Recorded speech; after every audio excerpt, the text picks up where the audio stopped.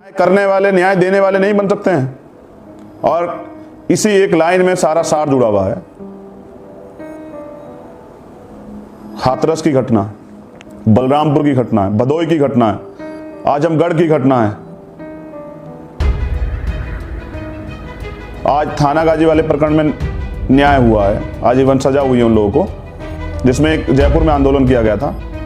मेरठ की घटना है, कानपुर की घटना है, लखनऊ की घटना है, और कितनी घटनाएं हैं। ये तो वो घटनाएं जो मीडिया की सुर्खियां बन जाती हैं, आप तक आ जाती। आज आप सवाल करने लगे हैं, आज आप आवाज उठाने लगे हैं, आज आप बोलने लगे हैं, आज आप परिवर्तन चाहते हैं, तो आपको और आपकी जाति को सबक सिखाने के लिए किया जाएगा। क्योंकि हम लोग राजनीतिक व्यवस्था में परिवर्तन नहीं कर पाए हैं, हम लोगों की सत्ता नहीं है, तो न्याय के लिए हमें दर बदर भटकना पड़ेगा। हम पे हमले होंगे, हम ही को जेल में डाला जाएगा, हम पे मुकदमे किए जाएंगे, हम ही पे एनएसए लगाई जाएगी, हमें ही सजा होगी, हमारे मामले को बदल दिया जाएगा, और भी वगैरह वगैरह बहुत सारी चीजें, हमें डराया जाएगा, धमकाया जाएगा। तो देश हम तो बहन बेटी की सुरक्षा नहीं कर पा रहे। जिंदे जीते जी तो नहीं कर पाते, मरने के बाद सबकी भी नहीं कर पाते हैं, उसको भी कचरे की तरह जला दिया जाता है। जब सरकार तय कर ले कि न्याय नहीं देना है, तो वो चीजों को किस तरह बदलती है, किस तरह दबाव बनाती है, झूठे मुकदमे करती है, क्या करती है और क्या नहीं करती है, आप लोग देख रहे हैं हाथरस में। और ऐसा नहीं कि सिर्फ हाथरस में हो रहा है, हो सब जगह रहा है, लेकिन कितने मामले हम तक आ पाते हैं। भीम आर्मी की वजह से सबसे बड़ा ये हुआ कि नौजवानों में संघर्ष करने का जज्बा है। अब वो जेल से नहीं डरते, मुकदमों से नहीं डरते, वो अपने मान सम्मान स्वाभिमान के अपने अधिकार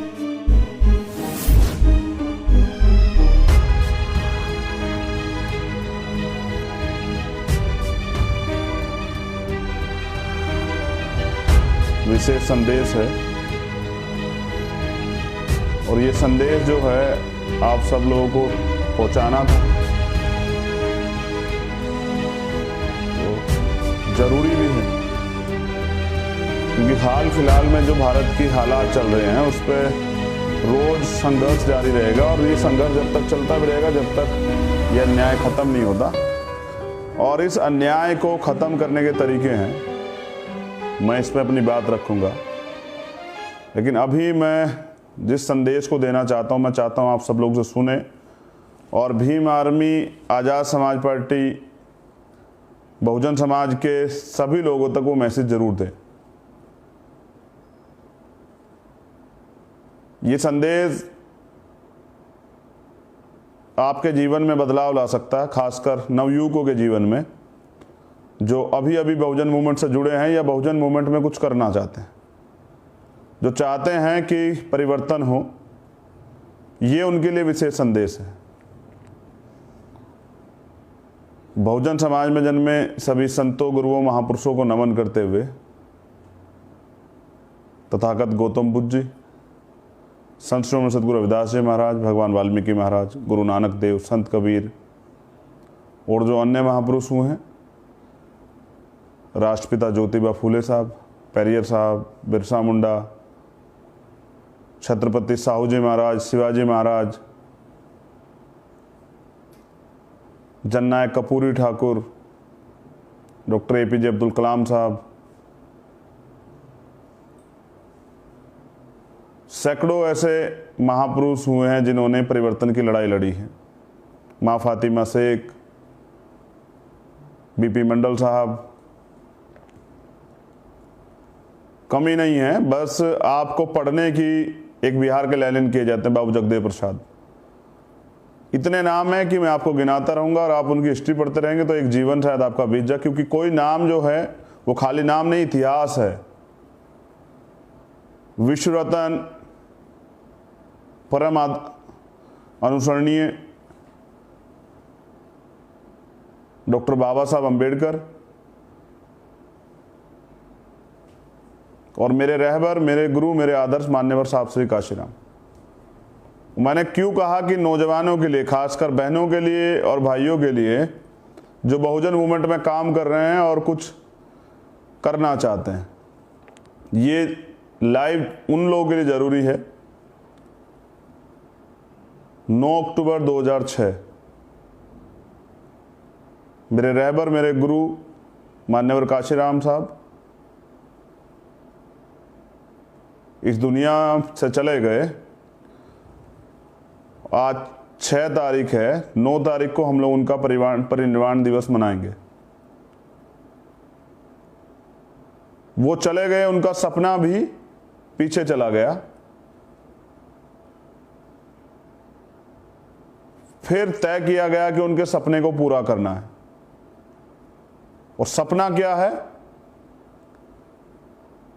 इस देश में सामाजिक परिवर्तन, आर्थिक परिवर्तन और राजनीतिक परिवर्तन, यानी कि समाज में जो भेदभाव है उसको खत्म करना है।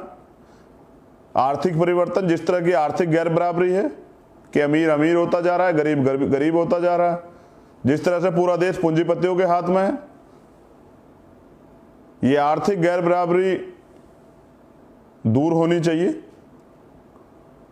और राजनीतिक परिवर्तन कि कब तक हम लोग जो हैं सिर्फ वोटर बने रहेंगे? क्या हम लोग इस देश में शासक नहीं बन सकते हैं? क्या हम लोग इस देश में न्याय करने वाले, न्याय देने वाले नहीं बन सकते हैं? और इसी एक लाइन में सारा सार जुड़ा हुआ है। हाथरस की घटना, बलरामपुर की घटना है, भदोई की घटना है, आजमगढ़ की घटना है, आज थाना गाजी वाले प्रकरण में न्याय हुआ है, आजीवन सजा हुई है उन लोगों को, जिसमें एक जयपुर में आंदोलन किया गया था। मेरठ की घटना है, कानपुर की घटना है, लखनऊ की घटना है, और कितनी घटनाएं हैं। ये तो वो घटनाएं जो मीडिया की सुर्खियां बन जाती हैं, आप तक आ जाती हैं। होता है, रोज होता है। कोई प्रदेश नहीं, कोई किसी प्रदेश का कोई जिला नहीं, कोई विधानसभा नहीं, कोई गांव नहीं, क्योंकि आप सब जगह रहते हैं। इसलिए आज आप सवाल करने लगे हैं, आज आप आवाज उठाने लगे हैं, आज आप बोलने लगे हैं, आज आप परिवर्तन चाहते हैं, तो आपको और आपकी जाति को सबक सिखाने के लिए किया जाएगा। क्योंकि हम लोग राजनीतिक व्यवस्था में परिवर्तन नहीं कर पाए हैं, हम लोगों की सत्ता नहीं है, तो न्याय के लिए हमें दर बदर भटकना पड़ेगा। हम पे हमले होंगे, हम ही को जेल में डाला जाएगा, हम पे मुकदमे किए जाएंगे, हम ही पे एनएसए लगाई जाएगी, हमें ही सजा होगी, हमारे मामले को बदल दिया जाएगा, और भी वगैरह वगैरह बहुत सारी चीजें, हमें डराया जाएगा, धमकाया जाएगा, क्योंकि हम लोग सत्ता में नहीं। मान्यवर साहब श्री काशीराम नाम नहीं है, इतिहास है। बाबा साहब ने संविधान में ब्लूप्रिंट बनाया, लेकिन उस ब्लूप्रिंट को अमली जामा पहनाया मेरे रहबर, मेरे गुरु मान्यवर साहब काशीराम ने। और मैंने क्यों सिर्फ मान्यवर साहब काशीराम को अपना गुरु माना? ये के बाद, उनके संघर्ष को जानने के बाद, उनके सिद्धांतों को जानने के बाद, गौर करिएगा, सिद्धांतों को जानने के बाद, उनके त्याग को जानने के बाद और उनके दर्द को जानने के बाद मैंने उनको गुरु माना। कोई किसी को गुरु ऐसे नहीं मानता है भाई। जिसे आप गुरु मानते हो उसका अनुसरण करते हैं, उसके दिखाए रास्ते पर चलते हैं। मैंने गुरु इसलिए माना क्योंकि मुझ में उनके अंदर संत भी दिखाई देते हैं, महापुरुष भी दिखाई देते हैं। एक ऐसा व्यक्तित्व जो त्याग की मिसाल है, जिसका कोई तोड़ नहीं। एक ऐसा महापुरुष जिसने अपने लिए कुछ नहीं रखा। तो उस संदेश के तौर पे पहले मैं काशीराम साहब के बारे में बात करूंगा आपसे, लेकिन मैं जो कह रहा हूं सुन लीजिए। हम लोग करने क्या वाले हैं 9 अक्टूबर को, जो संगठन और पार्टी के पदाधिकारी हैं वो अपने जिला कार्यालयों पे फिजिकल डिस्टेंस को ध्यान में रखते हुए, ये लोग कहते हैं सामाजिक दूरी, सोशल डिस्टेंस, वो इस देश में सदियों से चला आ रहा है, हमसे किया गया है। एक सामाजिक दूरी का ही आज तक हमें जो है आईना दिखाया गया। हमें कहा जाता है कि समाज का वो वर्ग है जिनसे दूरी बना के रखनी है। फिजिकल डिस्टेंस की बात मैं कर रहा हूं। शारीरिक दूरी बनाकर एक कैडर आपको जो है 3 घंटे का अपने अपने कार्यालयों पे करना है, और जो लोग कार्यालय नहीं पहुंच पाएंगे उनको, क्योंकि मुझे लगता है सिर्फ मोमबत्ती जलाने से, फूल चढ़ाने से, माला डालने से कुछ नहीं बदलेगा। मुझे लगता है कि अगर बदलेगा तो उनके दिखाए रास्ते पे चलने से, उनको पढ़ने से, समझने से, उनके दर्द को महसूस करने से और उनके सपने को पूरा करने के लिए दृढ़ संकल्प लेने से बदलेगा। तमाम जो साथी मुझे देख रहे हैं, पंजाब के लोग देख रहे हैं, गिन्नी बाजी दिख रहे हैं मुझे, हरियाणा से लोग देख रहे हैं, विक्की, मैं देख पा रहा हूं बहुत सारे लोग जो मुझे देख रहे हैं। मुझे देखने में बिहार के लोग भी अभी मुझे दिख रहे हैं, झारखंड के, छत्तीसगढ़ के लोग भी दिख रहे हैं, यूपी के लोग भी दिख रहे हैं, मुझे दिख रहे हैं उत्तराखंड के लोग भी जो मुझे देख रहे हैं, मुझे दिल्ली के लोग भी दिख रहे हैं। सब लोग धीरे धीरे मैं देख पा रहा हूं कि मुझे देख रहे हैं और सुन रहे हैं। जैसा मैंने आपको कहा कि सिर्फ इससे काम नहीं चलेगा, एक दृढ़ संकल्प लेके समाज के लिए कुछ करने के लिए, समाज को लूट खसोट करने के लिए नहीं, झूठे वादे करके अपना पेट बड़ा करने के लिए, अपने लिए महल बनाने के लिए, गाड़ी घोड़ा लेने के लिए नहीं, इस समाज के लिए कुछ करने के लिए, सदियों से लूटे पीटे सताए गए टुकड़ों बटे समाज को एकजुट कर कर कुछ करने के लिए मैंने लाखों लोगों की मांग पे आजाद समाज पार्टी का निर्माण किया है, जो सिद्धांतिक रूप से, मैं ये कहता हूं कि बहुत सारे लोग तरह तरह की बातें करते हैं, एक बार, सिर्फ और सिर्फ एक बार आप मान्यवर साहब काशीराम का जीवन परिचय पढ़े। उस 3 घंटे कैडर में सिर्फ और सिर्फ मैंने काशीराम साहब को नेता चुना, क्योंकि मैंने उनके जीवन से जो सीख ली मैं उसको अपने जीवन में आत्मसात कर रहा हूं, और मैं चाहता हूं आप भी करें, उनके दिखा पर चलें।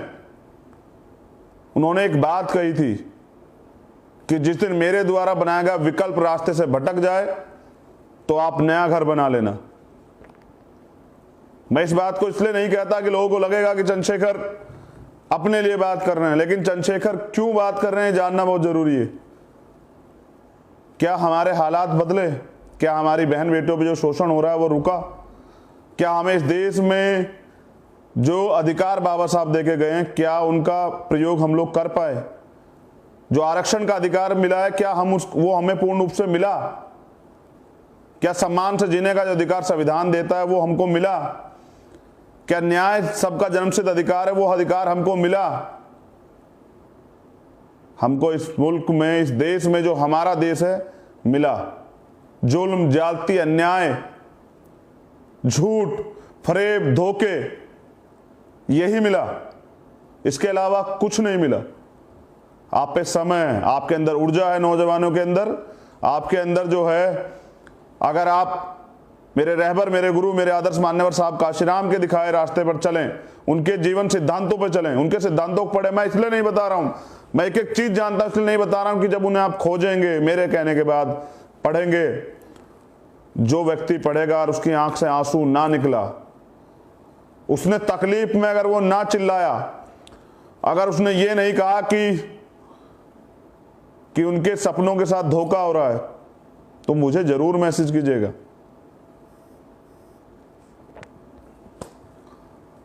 बड़ी इंसान और जानवर में फर्क होता है। जानवर अपनी तकलीफ नहीं कह सकता है, उसको सताया जा सकता है। इंसान अपनी तकलीफ कह सकता है और अपनी तकलीफों से मुक्ति ले सकता है। इसलिए मान्यवर काशीराम साहब ने कहा कि वोट का अधिकार मैंने तुम्हें बिकने के लिए नहीं दिया, अपनी हजारों साल की गुलामी को काटने के लिए दिया।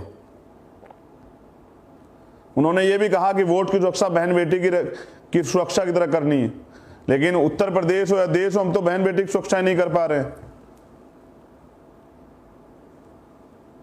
जिंदे जीते जी तो नहीं कर पाते, मरने के बाद सबकी भी नहीं कर पाते हैं, उसको भी कचरे की तरह जला दिया जाता है। जब सरकार तय कर ले कि न्याय नहीं देना है, तो वो चीजों को किस तरह बदलती है, किस तरह दबाव बनाती है, झूठे मुकदमे करती है, क्या करती है, और क्या नहीं करती आप लोग देख रहे हैं हाथरस में। और ऐसा नहीं कि सिर्फ हाथरस में हो रहा है, हो सब जगह रहा है, लेकिन कितने मामले हम तक आ पाते हैं। भीम आर्मी की वजह से सबसे बड़ा ये हुआ कि नौजवानों में संघर्ष करने का जज्बा आया।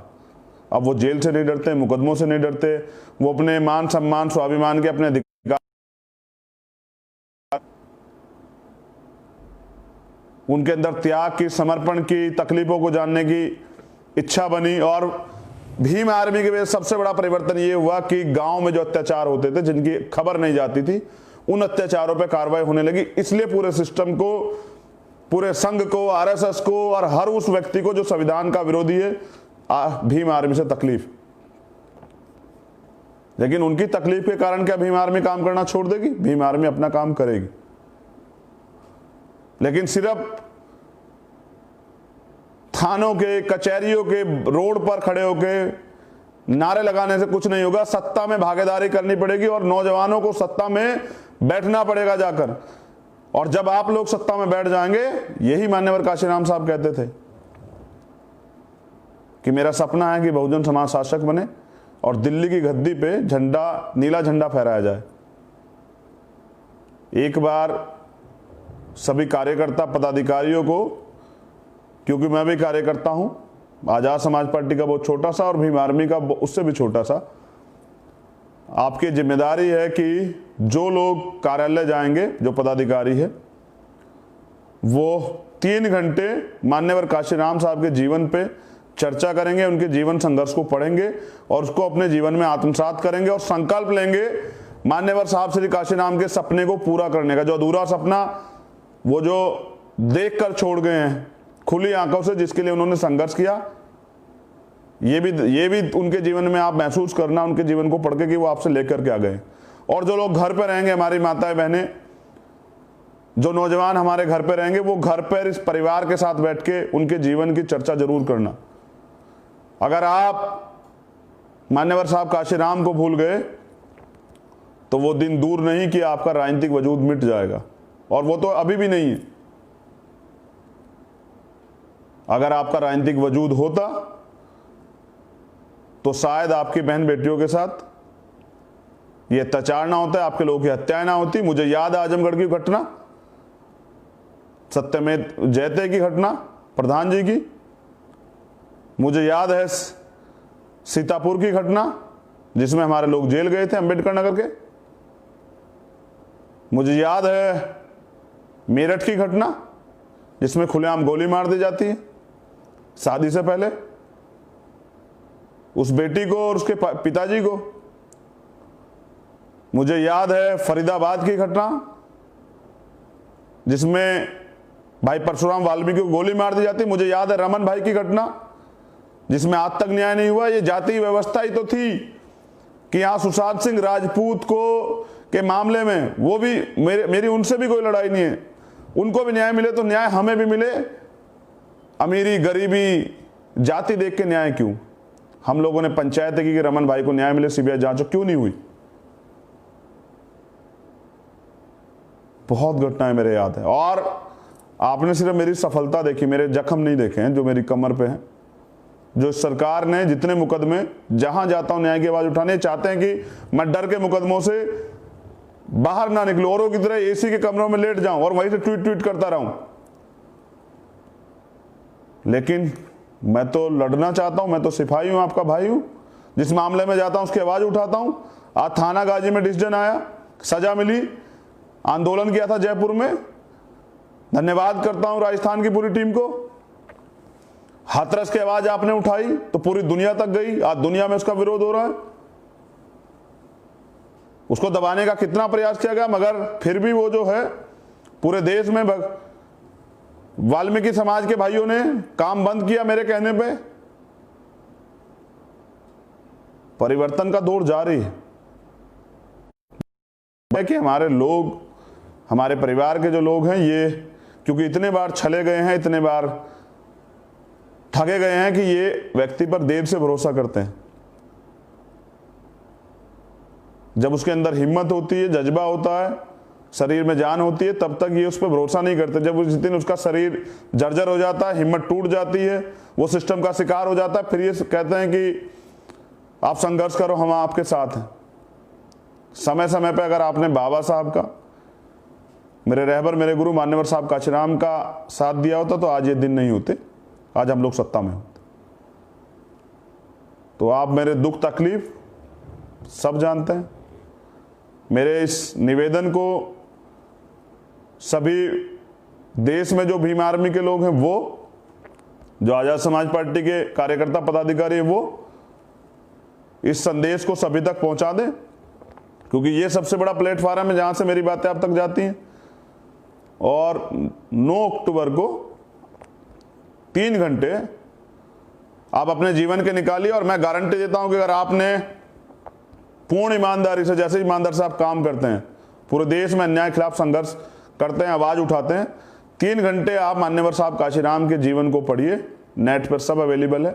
मैं इसलिए नहीं बता रहा हूं कि अगर आप खोजेंगे, आप जानकारी इकट्ठा करेंगे, किताबों से पढ़ेंगे, तो आपको, जब आप पढ़ेंगे तो आपको सीखने को मिलेगा। बाबा साहब ने भी कहा था कि लोग मुझे तस्वीरों में ढूंढते हैं, मैं किताबों में हूं। किताबों को पढ़िए, सारा ज्ञान वही है, और ज्ञान से ही लड़ाई होती है। तो मुझे पूरी उम्मीद है कि हमेशा की तरह आप मेरे इस विश्वास को मजबूत करेंगे। और 9 अक्टूबर को हमारा क्या प्रोग्राम है ये मैंने आपको बता दिया। मान्यवर साहब काशीराम जी के परिनिर्वाण दिवस पर हम लोग 3 घंटे जो भीम आर्मी के कार्यालय हैं, जो आजाद समाज पार्टी कार्यालय हैं, हमारे घर हैं, हमारी गली है, हमारे मोहल्ले हैं, हमारे मंदिर हैं, हमारे बुद्ध विहार हैं। अच्छा होगा अगर आपके गांव में कोई विद्वान, कैडराइज, बहुजन मूवमेंट का पुराना अनुभवी, हमारे आदरणीय कोई हो, उनको बुलाकर उनके द्वारा काशीराम साहब के जीवन पर चर्चा कराएं। यह भी बहुत बेहतर होगा। बस याद रखें कि दीवे जलाने से, फोटो पर माला चढ़ाने से,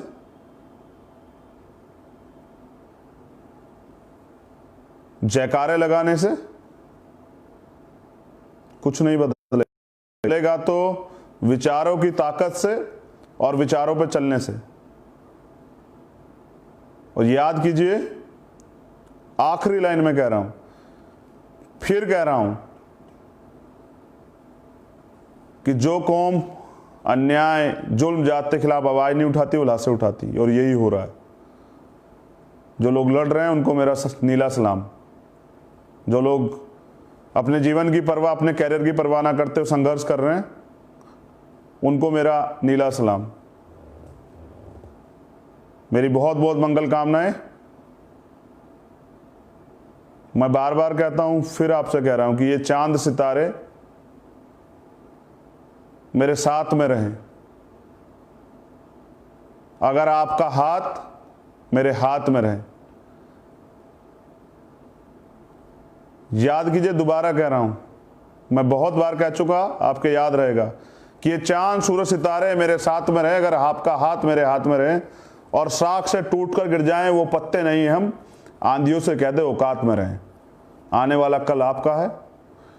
मजबूत भारत, प्रबुद्ध भारत, जिसमें बेटियों का सम्मान हो, जिसमें बेटियों की सुरक्षा हो, जिसमें आपको बराबर के अधिकार हो, आपके सम्मान की सुरक्षा हो, ऐसे भारत के निर्माण के लिए तैयार हो और सत्ता प्राप्त करने के लिए संघर्ष करें। जय भीम, जय भारत, जय संविधान।